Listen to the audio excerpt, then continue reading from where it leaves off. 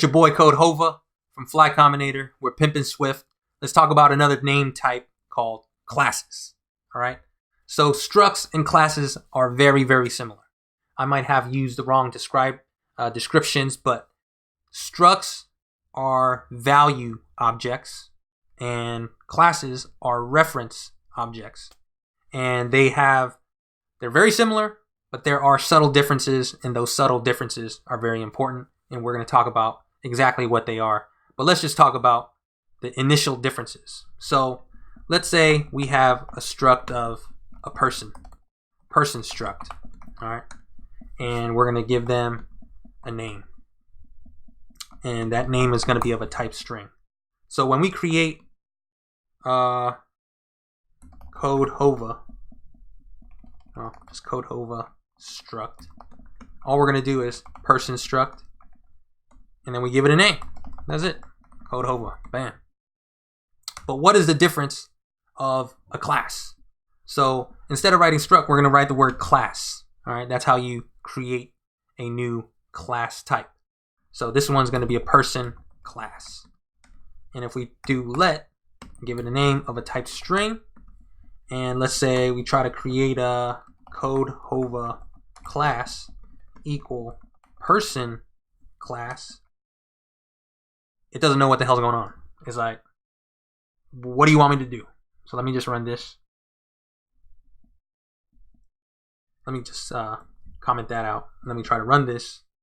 It's saying, yo, person class has no initializers. So that's the difference. That's one difference, is that classes, you need to give a class an initializer. It doesn't give it to you for free like a struct does. Subtle difference, but it's something you got to rock with. All right.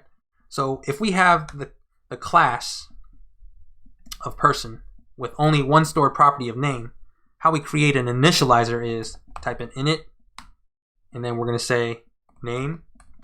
This is the parameter that we're going to give it, and we only have one stored property. So this stored property, we're going to call it out by prepending it with self, and then we're going to make it equal to name. Name. So again, this is the stored property. This name right here is this self.name, and this is from the parameter, from the initializer.